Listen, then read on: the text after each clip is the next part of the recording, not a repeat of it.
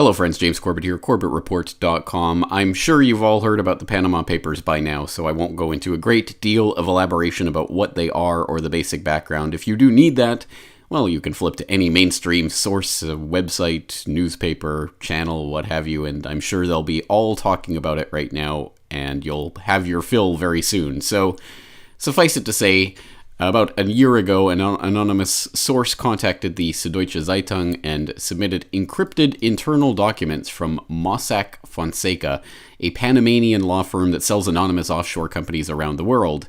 And these shell firms enable their owners to cover up their business dealings, no matter how shady. And this isn't just any leak, this is 2.6 terabytes of data. And just to put that in perspective, that's more than Cablegate and offshore leaks in Luxembourg and Swiss leaks combined many times over. It's a lot of data. Of course, you don't get to look at that data. This data has been provided, however, to around 400 journalists from more than 100 media organizations in over 80 countries that have taken part in a 12-month investigation tearing this data apart and reporting on it, and they've coordinated their reporting, so they're now all reporting on it at the same time. And The Guardian and the BBC and Le Monde and La Nation and all of these other papers and news outlets around the world. So we're starting to see some of that reporting spilling out. And of course, you can go to Süddeutsche Zeitung's page about this, and I'll put the link, of course, in the show notes. You can go and take a look. And probably the first story that a lot of people will see is this story about Iceland, where the Prime Minister has been under fire for his shady business dealings as a result of this, and is now facing calls to resign, although apparently the latest is that he has rejected those calls, but still obviously a developing story. And after you go to the Süddeutsche Zeitung site, where they have all of the latest information and the different reports that are going on, you can go to the ICIJ site, the International Consortium of Investigative Journalists, which was the organization that the Süddeutsche Zeitung turned to when they started receiving this data. And this is the organization that's coordinated these 400 journalists and provided them with the data. But of course, again, not provided you with the data. You can't see these documents, but the newspapers are reporting on them, so trust them. So you can go to the ICIJ site, and they have a big write-up on this, and handy-dandy infographics showing which foreign country leaders have been implicated, either directly or by association, and we'll come back to that in a moment. Because, of course, the other aspect of this that you will have noticed by now, it's not just people like the Prime Minister of Iceland who are being implicated in this, but, of course, it's going to be the targets of the U.S. State Department, including this from the ICIJ directly, who put together a video talking about the victims of the offshore, accounts, the secret shell companies that are implicated in these Panama Papers. And it's, the victims include, of course, the people killed in the Syrian war. Because, well, just listen to this very curiously unproblematic telling of the Syrian war from the ICIJ. Over the past 3 years, Syria's Air Force has ranged death on more than 21,000 civilians.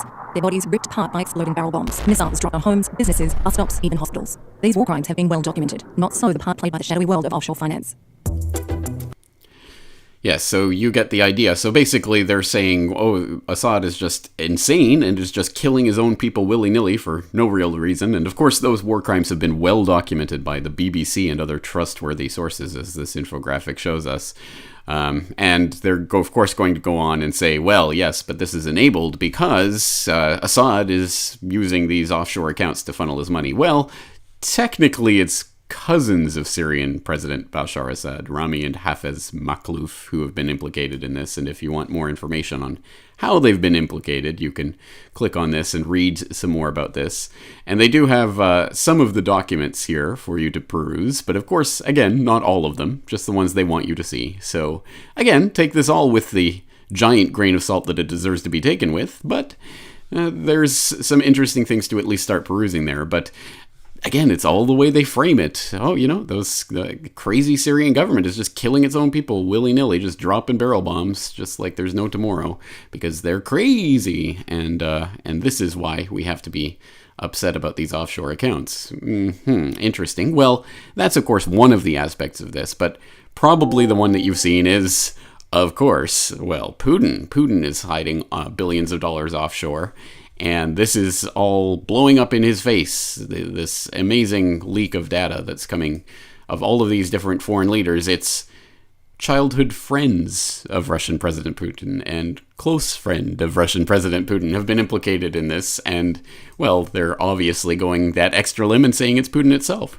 And the stupidest, most ridiculous example I found of this is from The Guardian. You have to see it to believe it. It is really nothing other than spooky music combined with some third-rate infographics. Listen to that. Oh, it's the St. Petersburg House of Music. Are you afraid? Look at these dastardly terrorists. And then the James Bond music kicks in. Oh, the plot is thickening now. Listen to the music.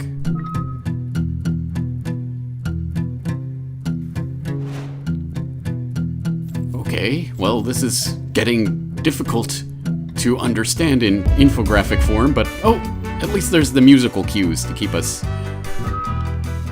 on track here. Oh, it's those British Virgin Isles where they don't have privacy laws. Or where they do have privacy laws. Anyway, you get the idea. It goes on and on like this, with all of these different dots being connected to show that, well, obviously then, it's Putin. And all of the reporting that tries to connect Putin to this is, well, curiously, perhaps not so curiously, inept in the way that it portrays this. Using language that is, shall we say, not exactly the type of language that instills a lot of confidence. For example, in this ICIJ report, it says the $200 million loan that they're talking about here was one of dozens of transactions totaling at least $2 billion found in the Mossack Fonseca files involving people or companies linked to Putin. They formed part of a Bank Russia enterprise that gained indirect influence over a major shareholder in Russia's biggest truck maker and amassed secret stakes in a key Russian media property. Suspicious payments made by Putin's cronies may have, in some cases, been designed as payoffs, possibly in exchange for Russian government aid or contracts. The secret documents suggest that much of the loan money originally came from a bank in Cyprus that at the time was majority owned by the Russian state-controlled VTB bank. It goes on like this for some time, with all of these perhaps and may-haves and suggests and possiblys that, again, shows that there is no there, at least no smoking gun like they're trying to portray this as. So if you've smelled a bit of propaganda in the way that this is being covered, well, congratulations, I think you're right, and you don't have to go very far to dig around to see why this is happening in this way, why it seems Assad and Gaddafi and Putin and people like this are being outed as these front company using henchmen. Well, who is the ICIJ? Well, if you click on the About, you get to the page where you find out what they do and who they are and blah, blah, blah. Our supporters, recent ICIJ funders include, Open Society Foundation. Where have I heard of that before? The Ford Foundation. Waterloo. All of these wonderful foundations are supporting the work of this, and it just so happens that they're targets, the people that they've found the goods on are either directly in the crosshairs of the State Department, or people that are really just collateral damage to the State Department, or people that they might just want to hold something over. The King of Saudi Arabia, for instance, when you click on here and you read about what he's been implicated in, well, it really amounts to using a front company to have purchased some real estate in London. I mean, it's not exactly the most insidious thing that you could possibly imagine, considering the types of, committing 9/11 or elite pedophile rings, or the types of things that these types of politically connected figures are up to their eyeballs in. Buying some real estate in London through a shell company doesn't seem like it's, quite earth-shattering information. But anyway, I think it's all just part and parcel of the trend recently to make sure that the Saudis know that we have some things up our sleeves. You don't want to go too far off the reservation. Anyway, all of this is to say that this leak it really does appear to be a new type of warfare, or at least a continuation of the type of warfare we've seen in recent years, where leaks come out. And these leaks often seem to implicate the State Department's enemies in various shady dealings. Isn't it funny how that works? And as I say, I think there are intelligence operations behind this type of thing, and that's why when this type of leak comes out, not one single prominent American is implicated in any of this. No one from the U.S. would use shell companies to do something like this. It is patently ridiculous. And as one commenter on one of the anti-Putin propaganda stories that I saw today said, Putin did it the wrong way. If he just changed his name to Clinton and started a foundation, he could do this quite easily. And I think that's the takeaway point of this. Again, the crimes, or at least the implicit, or perhaps, we can tie this to him, crimes will be trumpeted, to no end in the mainstream media, whereas the crimes of our pals, the Clintons, and other good people on our side will never be talked about. So that's the way that game works, has always worked. And this isn't to say that because this is clearly being used for propagandistic purposes, that it isn't true. I don't know. I think there may be something to this. I'd like to see more of the documentation and get into it myself. I wouldn't surprise me in the least if characters like Putin and Assad had millions, hundreds of millions, or billions stashed away in overseas accounts. I'm quite sure that kleptocrats of all countries do that type of thing, so it wouldn't surprise me. But again, the question is this leak a strategic leak? We can let this information out, and it's because it will implicate our enemies, and, well, it doesn't implicate our friends, quote unquote. Anyway, another thing that leapt out to me in all of this is from this ICIJ reporting. They just happen to note near the very, very, very bottom of their overview of this, Mossack Fonseca's home country, Panama, has refused to embrace a plan for worldwide exchange of information about bank accounts out of concern that its offshore industry could be left at a competitive disadvantage. Panama officials say they will exchange information, but on a more modest scale. What on earth is this talking about? Well, it turns out, if you go and research this, less than 2 months ago, The Economist had this article out, The Problem Child, talking about Panama. Those dirty Panamanians won't sign on to the Common Reporting Standard, CRS, being championed by the OECD Club of Rich Nations. And when you look at that, and I will throw the link into the show notes to the CRS, it is a global agreement that the OECD is working on and trying to pass around. It is a model piece of legislation that different countries can use to talk about automatic exchange of financial account information to improve international tax compliance, which all sounds well and good because they're trying to get those dirty tax evaders. But until you find out, it means the sharing of personal individual bank account information amongst the OECD nations.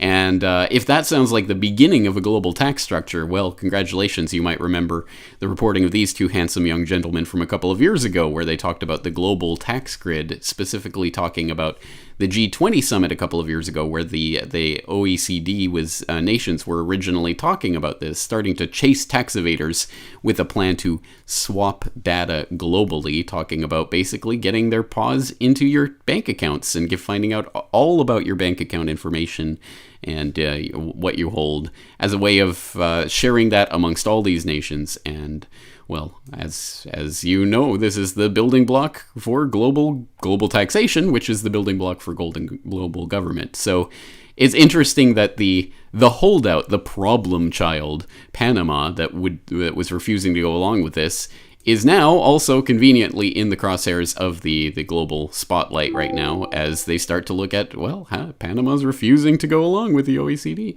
So there's a lot of different propaganda narratives that pile on to this. And I think it's important for us to understand that just because something is a leak, even if that information is true, it doesn't mean that it's telling you the whole truth. And getting a partial truth or a manipulated truth or a truth that is allowed to come out because that's the acceptable truth can be just as damaging as an outright lie.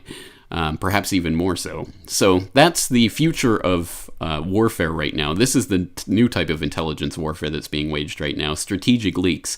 And I think perhaps the best thing that we could hope for right now is if there is a retaliation, a response in kind by Russia or Syria or whoever might have goods on people in the West, if we start to see some leaks coming out of people in the US and Britain, I would love to see the kleptocrats tearing each other down across country lines. Unfortunately, I'm not going to hold my breath and wait for that to happen, but at any rate, that's my initial take on this Panama Papers. I'd be interested to hear your take. If you guys have dug up any more nuggets on this, any interesting leads, any interesting stories you've seen, please do leave them in the comments. I'd be interested to see them.